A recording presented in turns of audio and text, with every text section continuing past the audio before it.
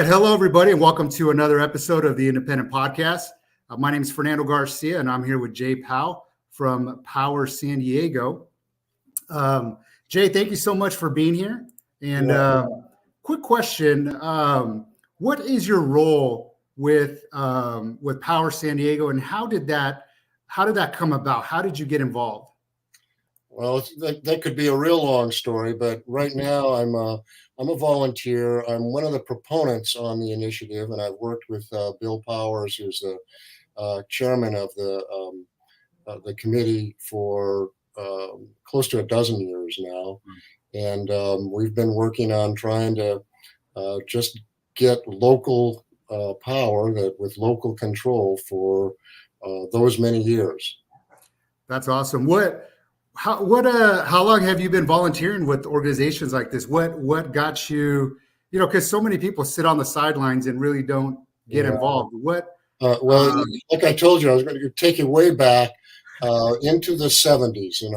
Some folks weren't here then, but I got involved in a group called the Community Energy Action Network. And there again, what we were trying to do was promote alternatives to, at that time, nuclear power. And I was involved in that as a volunteer. And then actually one of the first jobs I got was working on an initiative to tax the big oil companies, and just a sequence of working there. I worked at the Sierra Club chapter here for 5 years on a number of issues, including managed growth. And so the biggest job I had, or longest, I should say, was with the Community Development Corporation, City Heights Community Development Corporation. I was the executive director of that for close to 20 years. Wow. And then retired, and then Bill Powers got a hold of me. And I've served on the city's Sustainable Energy Advisory Board for about 9 years. And that was really a great opportunity to work with a diversity of people, and even SDG&E had a representative, but ultimately they declined to participate anymore. And the city's kind of reorganized what they're doing with advisory boards. So this is what we're doing now. This is a citizens' effort to really bring this home, to have a not-for-profit replace a for-profit. SDG&E is taking out $1 million a day in profit out of just the city of San Diego. So what we've focused on is the city as our start point here on this particular initiative to create this locally controlled power company. Yeah, awesome. And a lot of people don't recognize the fact that SDG&E is for profit. They're not for the people. No. And they're always going to do what's in their best interest. And tell us a little bit about how, I'm in the solar business, and I've worked with multiple, utility companies, LADWP, SMUD, Riverside, Anaheim, IUED, all of these different utility companies that are not investor owned. Tell us if you can explain maybe to the audience the difference between what we have and what they have up in LA at LADWP, for example. Well, basically, it's Sempra is the major corporation, one of the largest purveyors of liquefied natural gas in the world, took over SDG&E a few decades ago, or a couple of decades ago. And they're a for-profit company. They have to answer to their shareholders. And if they're not making an increasing profit, then they're not doing their job. And they have executives. The last time I looked, I think the chief executive officer of SDG&E, that's not even Sempra, was making something like $11 million a year. Wow. So, it's extraordinary. And they want to control the grid and the power supply, and they make their money off of the way it's set up with the California Public Utilities Commission supposedly regulating them. Right. is that they make their money over on a rate of return on the asset base that they have. So the more they build and the more it costs them to build it, the more they make. And that's what we're trapped in, is that situation, that paradigm, if you will. Right. And the DWP in Los Angeles was set up, decades and decades ago, and they made the decision. Of course, they have a joint, and they're a large bureaucracy too. This is Yeah. We're proposing is something, but it's a public institution, and they're appointed. What we're proposing is a little different model in that there'd be five. Uh, uh, Members of an electric board, which is like the board of directors, that are selected according to their expertise, and they serve for only like a 5-year term. And then a community oversight committee that would have a representative from each of the council district areas within the city of San Diego. So what we want is accountability for and responsiveness. And so that the people, the customers, the people in San Diego have direct access to who is in charge of providing electricity here in San Diego. Yeah. Can you talk a little bit about how that transition would take place? And what I mean by that is, the big thing people talk about is, oh, well, the city, they have a hard time handling what they already have right now. So the gripe that people will say on social media or the internet is, we can't trust the city. But talk about how that transition would take place in terms of the workers. Is it the same unionized workers? Who's making the kind of day-to-day decisions? Does that change much, if at all? Well, yeah, it'll change a lot. And I think you brought up a really good point, because, I've got my ironing board behind me here and the sign, and we're in the stores, we go to events, and there are a number of people that are saying, yeah, the city, well, look, the flooding. And of course, that's what the opponents, SDG&E has formed a political action committee. They've Right. got at least $500,000 already in it. And they're spreading this, oh my gosh, the city's just so overworked, and basically saying they're incompetent, whatever. This utility, first of all, the first stage would be to get our hands on the distribution system and the electrical system in San Diego, the city of San Diego. And there's going to be a battle over that. We know that. But the fact of the matter is that once we have control of that, then the workers, the union workers, their bargaining agreement would be honored, or better. That's written into the ordinance. That's a part of the initiative and the petition that people sign. Yeah. It's like 8 pages, I think, of the initiative itself, and it lays this out. How is this process going to work?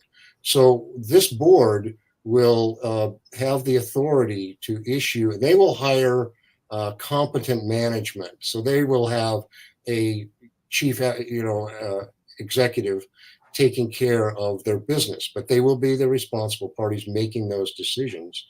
And they will be able to issue municipal bonds based on the revenues that are coming in from the customers. Right. And so, we'll have access to even things like the federal funds, and we'll have access to even private monies that, like a foundation, to do different projects. But the main source will be from the customers paying for the bonds that will be issued. And the bonds, of course, will be amortized over like 30 years. So when they start talking about the cost, and SDG&E and we did a response to this, had some group back on the East Coast basically rubber stamp their numbers. We have estimated, the city's own studies already that have been completed a couple of years ago have identified the round numbers are somewhere between $2.5 to $3.5 billion. That sounds like a lot of money to people to get the asset. But when you amortize that, and you're using low interest municipal bonds, then you're really spreading that out. And we expect, just by eliminating the profit piece of this whole thing, that rates just from that alone will go down an estimated 20%. So Yeah. right away, the major impact is going to be that. And so that's just really, I don't know if I've answered the question fully, but that's, for start point, this issue about, well, the city's got too many different things to do. This board and the staff that they hire and the unionized force that they will bring on and any other parties that they would contract with are all going to be handled independently. Yeah. Well, and it'll be coordinated with the city. I do want to mention that. One of the things that's going on now, there was at one point, it may still be there, $250 million sitting in a fund when they stalled the undergrounding so that they could negotiate for the franchise agreement, the 20-year franchise agreement that SDG&E has right now. Mm-hmm. And so, the whole undergrounding program has fallen behind. This would be taken over by, and it would be coordinated with the city. So, there's going to be accountability. And we have, as I mentioned, this Citizens Oversight Committee, and there will be required audits every 2 years about how they're performing. There's a long list of objectives, goals, and specific things that they need to accomplish within a time frame to make this work. Yeah. And, when you talk about assets, really what you're talking about, and correct me if I'm wrong, are the power lines. Is that correct? Yeah, it's the power lines and the substations that are local that are just distributing. What we're talking about, I'm glad you asked, what we're talking about is the distribution system in the city of San Diego. Yeah. And I don't have the graphic up here, but we have a graphic that shows, for SDG&E, where they make the most money, as I said, is, where they make money is on assets. Where they make the most money is these huge transmission lines that bring in. Those things are $2 to $3 to $4 billion sometimes to bring in an important energy. And so what we're doing is, in a sense, setting up a toll booth at where those transmission lines come in. And the objective of this utility is to power San Diego eventually with a combined solar and storage and energy efficiency measures that will be funded through and help customers to achieve that. Both businesses and homes, churches, anybody will be assisted in getting solar and storage instead of what's happening now, which is to go to the PUC or go to the legislature, create these obstacles because it's counter to where SDG&E is their business plan and how they want to make money. So that's the situation that we have right now. Yeah. Yeah. What, and I've heard, when the opposition, first off, when people look at their utility bill, there's basically, out of all the different charges, they'll notice the cost of the energy and the distribution or transmission of that energy. And the transmission and distribution is really why it's so costly. It's not actually the creation of it. Yeah. And, one of the things that I've been hearing from the proponents is, hey, we're going to incur this new cost, this new, and they kind of throw out numbers, so, they'll say, oh, you're going to have a new $1,000 a year tax placed upon you, or fee, which amounts to, let's just say, $75-$80 a month for most people. But what a lot of people don't realize, and which is basically what they're trying to say, is this is the cost for the grid that we're paying for. From the way that I'm understanding, and like I said, correct me if I'm wrong, but what a lot of people don't understand too, number one, we're already paying for that grid and for the use of that grid. So what I tell people is, we're not necessarily incurring this new cost for the grid. You're already paying for it. I always tell people, it's like if I'm renting a house for $4,000 a month and somebody comes and says, hey, do you want to buy it? The mortgage and everything's $4,000 a month. Mm-hmm. I'm not going to say, oh my God, where am I going to get the new $4,000? I'm going to go, oh, it's a wash. And at the very least, maybe if somebody says, hey, I'll actually sell you the house, your mortgage and everything's going to be $3,500 a month. Then it makes more sense to buy than to rent. And I that's how I view what's going on with what Power's doing and what the proponents are saying. Mhm. They're not telling the whole story. They're just telling their version. Well, yeah, and as I said, I think they tried to inflate the price. They just kept adding on, Right. and I love the way Bill Powers is, he's an engineer. Yeah. He's our main, like the chairman here, and uh, he says it's kind of like they figured out a Rube Goldberg kind of way of separating the transmission asset from the other areas of the city from the distribution system. And it's Right. very simple in terms of just monitoring and metering what's distribution, what we're doing here, and what we're having to import still through the transition as we make the transition. And so, yeah, I think your point is very well taken. And one of the things I bring up a lot of times is if you look on your bill, there is a surcharge that the city of San Diego asked to have from the PUC back in the year 2000 for the undergrounding program. We're paying for that asset right now directly in our bills. And in fact, we're even paying for the franchise fee that SDG&E supposedly has to pay to use our public right of way. So, Right. we're just, when you start, follow the money, Right. it's crazy Right. that we're stuck with this thing. And so that's why we're doing this. And, we want to get out of that. It just doesn't make any sense. And it sure as heck isn't working for people. One of the statistics we point out is that over a quarter of their customers, of SDG&E's customers, are more than months, several months behind, hundreds of dollars in paying their bill. And that it's the same thing. We're very upset because SDG&E got passed as the highest rates in the entire United States, including Hawaii. But that was only that'll only be for a month until they get their new rate increase. They're going to be number one in the highest rates in the entire United States of America, including Hawaii. So this is why we got to do this. We can lower the bills.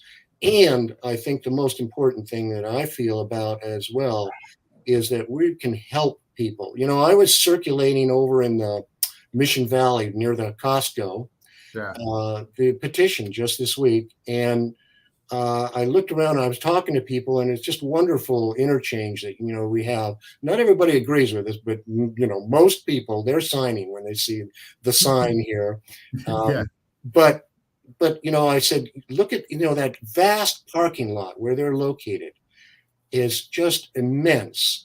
And if you were to cover that with solar panels, you create shade and electricity and charging stations for people with, we're converting to electric vehicles.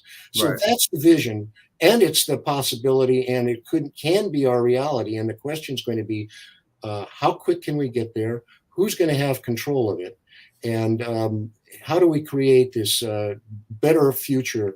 And my background, as I mentioned to you, is in community development. We did affordable housing, quality affordable housing, neighborhood improvements, and really getting people jobs and increasing the economy. So it's this reinvestment factor that is critical. There's a lot of talk, and you'll hear even SDG&E say, "Oh, and we support equity and all of those types of things." I've been there. I know what that means to do community development.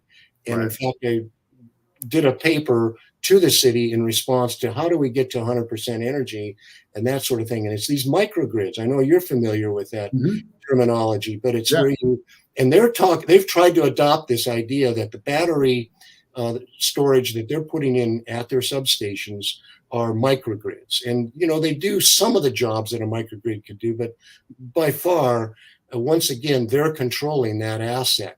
And what we want to do is, have these things so that they operate in a way that gives the resilience and supports the community. If there's some kind of a problem with a microgrid, you can island that neighborhood or that area. And if you just deploy the batteries in the proper way, then, we have much better reliability locally in the electrical system. Yeah, absolutely. And to clarify what power is really, first off, is trying to do is really just get it on the ballot so Yeah, that people have the choice to vote for it, whether they want it or not. that's You right. know, and that's what I've been telling people is, hey, let's put it to the people. Yeah. Sign the initiative. If the people don't want it, then the people don't want it. But if they do, then hey, then the people have spoken, as opposed to, unfortunately, a lot of these utility companies, SDG&E included, has a lot of these politicians in their back pocket.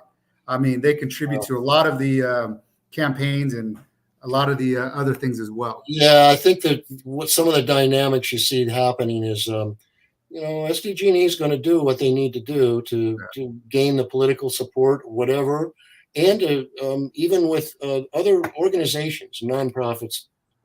And I don't, I mean, we want a corporation to be a good, as they try to characterize themselves, citizen partner, but at what cost? And Right. when you realize, once again, follow the money, it's really us that's, we have to put it through them, and they get to make the decisions where that Right. money goes. Right. I mean, one of the things I like to emphasize as well is, remember, the city, I don't know where they fit, but they're, if not the largest, one of the largest customers of SDG&E.